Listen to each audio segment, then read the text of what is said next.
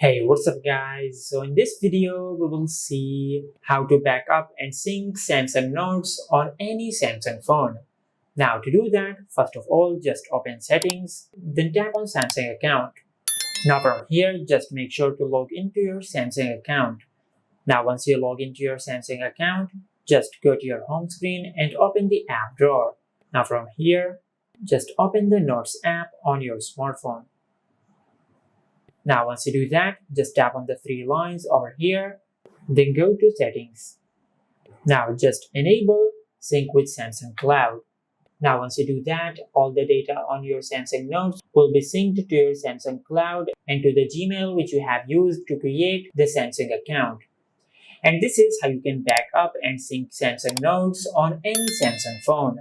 If you found this video helpful, please like the video and subscribe to our channel and hit the bell icon to get notified when we upload a new video.